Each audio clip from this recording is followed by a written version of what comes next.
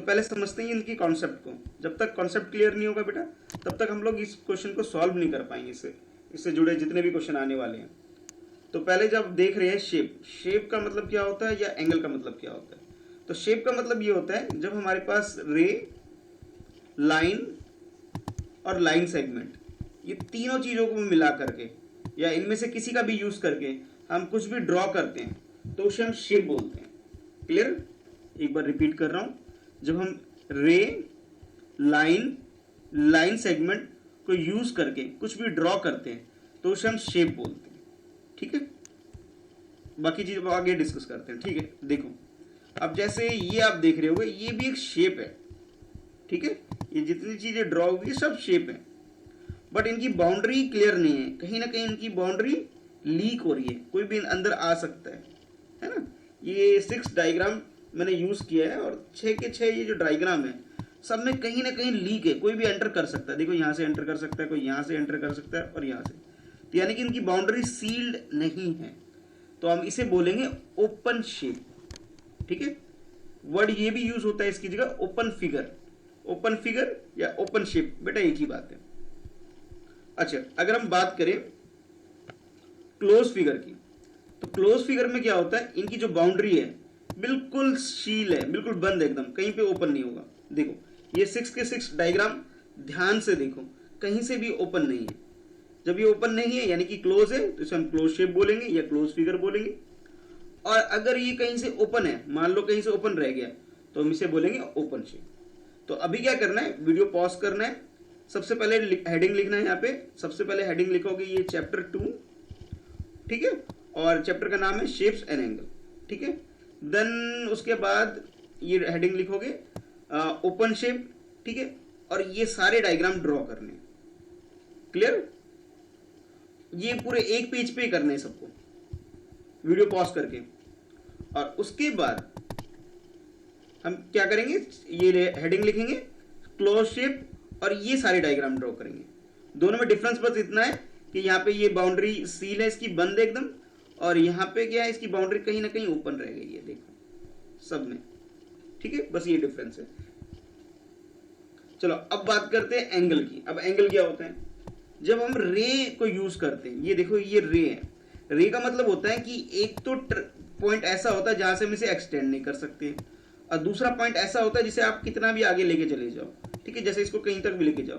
जब हम 2 डिफरेंट रे यूज करके एक पॉइंट पे ज्वाइंट करके कुछ ड्रॉ करते हैं, तो उसे हम एंगल बोलते हैं। इस ज्वाइंट करने वाले पॉइंट को हम नाम रखते हैं इसका वर्टेक्स। ठीक है, तो अब इसे समझ लेते हैं होता क्या है एंगल।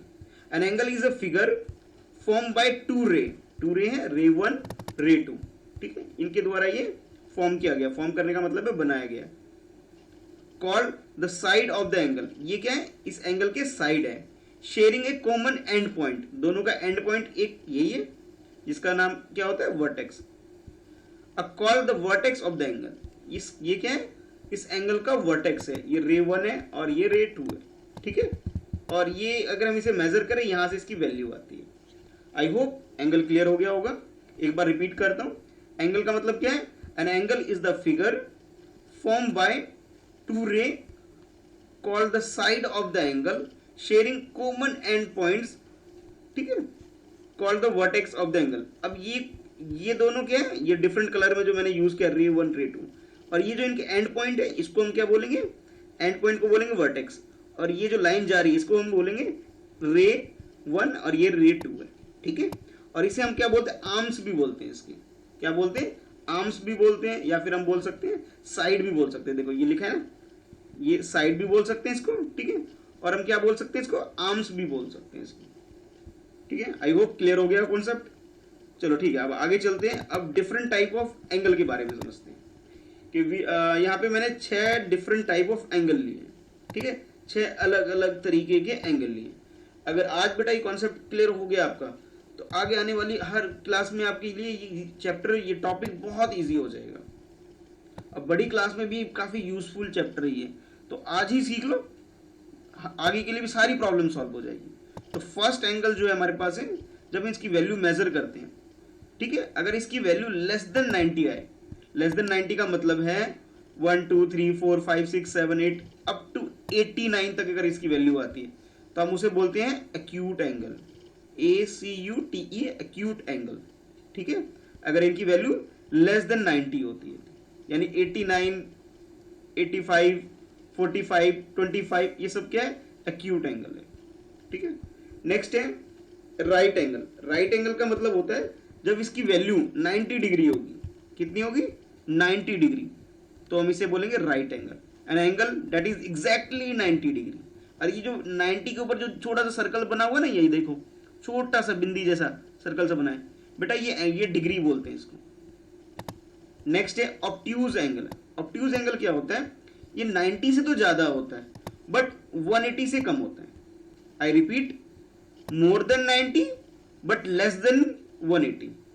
मतलब 91, 92, 95, 100, 125, 150, ये सब क्या है, ऑब्ट्यूज एंगल है। अप टू 180, 180 से लेस देन होना चाहिए, यानी कि 180 की जगह लेस देन का मतलब है हम ये बोल सकते हैं 179, 176, इस तरह से हम कुछ भी ले सकते हैं। 90 से ज्यादा और 180 से कम, तो हम इसे बोलेंगे ऑब्ट्यूज एंगल। ठीक है, नेक्स्ट चलते हैं। नेक्स्ट है स्ट्रेट एंगल। बिल्कुल एक स्ट्रेट लाइन बन रही है यहाँ पे। ठीक है, तो जब वैल्यू एग्जैक्टली 80 डिग्री होती है, 180 डिग्री होता है, 180 डिग्री होता है, ठीक है, तब हम इसे बोलते हैं straight angle. N angle that is exactly 180 is called straight angle. Next है उसके बाद रिफ्लेक्स एंगल। रिफ्लेक्स एंगल का मतलब होता है जब हमारे पास 180 से ज्यादा हो बट 360 से कम हो। More than 180 but less than 360 is called reflex angle. अगर डेफिनेशन की बात करें कुछ इस तरह से बोल सकते हैं, an angle that measure between 180 and 360 degree is called reflex angle. और लास्ट में है हमारे पास फुल एंगल। फुल एंगल का मतलब होता है जो पूरा, देखो ये पूरा जहां से स्टार्ट होके वहीं पे आ जाइए, ठीक है, पूरा, तो इसे 360 बोलते हैं। Angle that is exactly 360। 360 अगर एंगल की वैल्यू है तो हम उसे बोलेंगे फुल एंगल।